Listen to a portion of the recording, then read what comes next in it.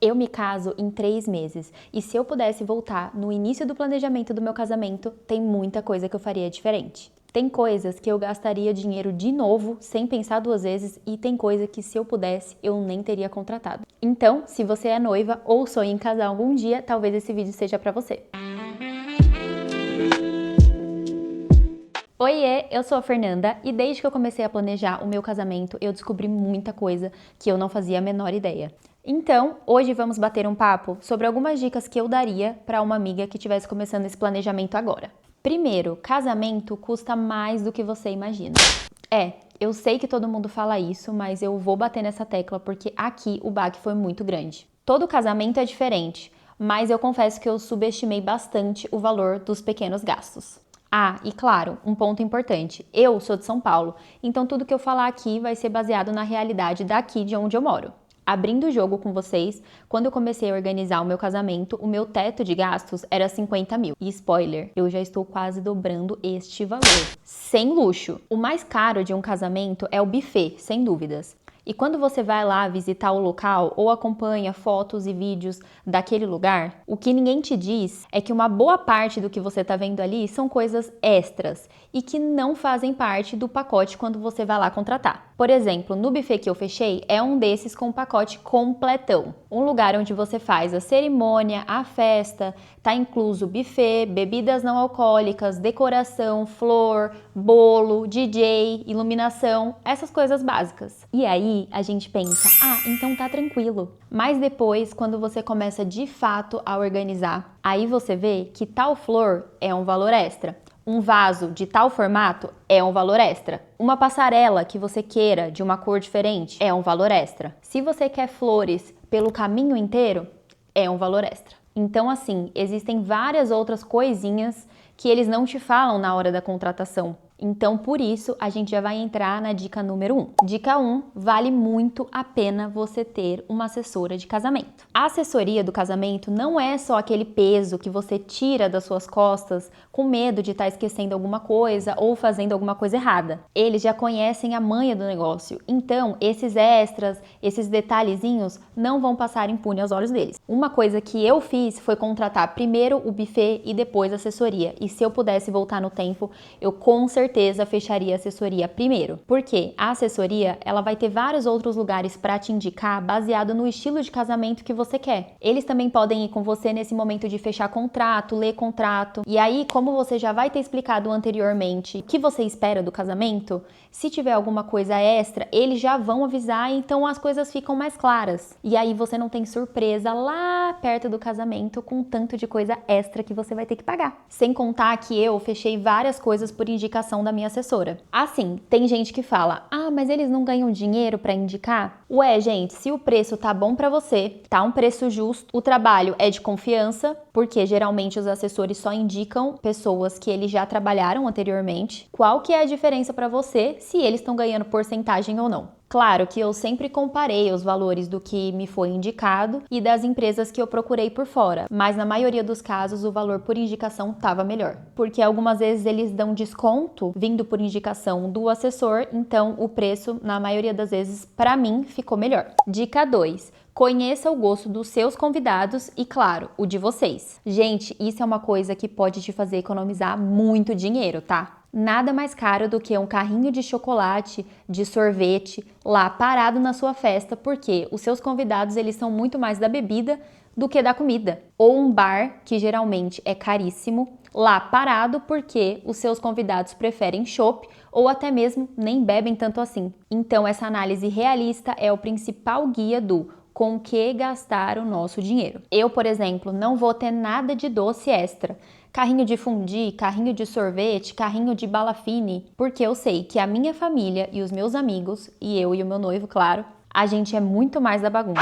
Então, o que eu gastaria com esses extras, eu preferi investir num bar de ótima qualidade que vai ser muito melhor aproveitado. Então, claro que a gente sempre quer 1 milhão de coisas para o casamento, mas antes de fechar, pensa. As pessoas realmente vão usufruir disso? Porque se você acha que não o suficiente para fazer valer o valor que aquilo vai te custar, é melhor você abrir mão. E o seu bolso agradece. Agora eu vou entrar numa parte que me fez economizar muito dinheiro. Dica 3, veja as coisas que você mesmo consegue fazer. Eu sei que isso pode não servir para todas as pessoas. Tem gente que tem a vida muito corrida e não consegue de fato pôr a mão na massa, mas você não sabe o quanto que isso pode te ajudar a economizar. Eu não sou uma pessoa do faça você mesmo, então eu tentei mesclar bastante, mas algumas coisas eu consegui e foi bem mais fácil do que eu imaginava. Então eu vou passar para vocês quais foram essas coisas. Primeiro, caixa dos padrinhos. Gente, isso aqui é muito caro, tá? Se você vai comprar pronto, então, nem se fala. E vamos ser realistas? A pessoa chegou em casa e nunca mais vai abrir essa caixa. Isso se ela não for pro lixo. Então, eu mesma montei as minhas caixas, comprando tudo na minha queridíssima e amada Shopee. Eu comprei tudo separado, as caixas, os hobbies, as outras coisas que tinha ali e saiu muito mais barato do que comprar pronto. Sem contar que também foi uma delícia curtir esse momento junto com meu noivo, montando as caixas. O próximo é a papelaria. Você sabe o quanto custa uma papelaria de casamento? Pois é, muito. Então algumas coisas eu mesma fiz. O manual dos padrinhos eu mesma fiz no Canva,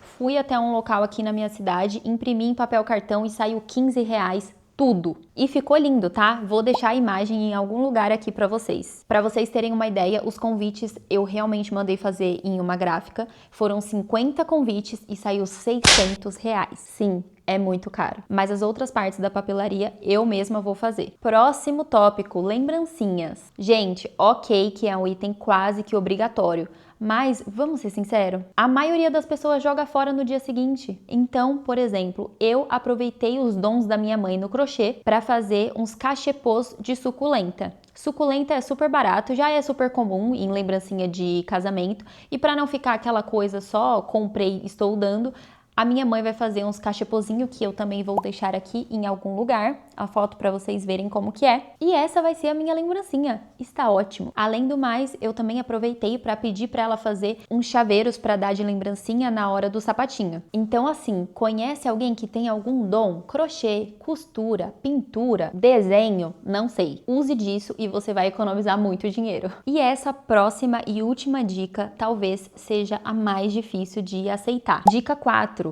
O seu casamento só é importante para você e pro seu noivo. Ai, doeu aí? Gente, essa dica eu acho que é a mais importante de todas, porque ela não te ajuda a economizar dinheiro, ela te ajuda a economizar saúde mental. Desde muito antes de eu ser noiva, eu já pensava desse jeito, então para mim isso não tá sendo uma parte difícil, mas eu sei que para muita gente é. A gente quer que as pessoas fiquem empolgadas, sonhem, planejem, gastem tempo e energia com a gente nessa. Mas deixa eu te contar, isso dificilmente vai acontecer. Não tô dizendo que não vai existir ninguém.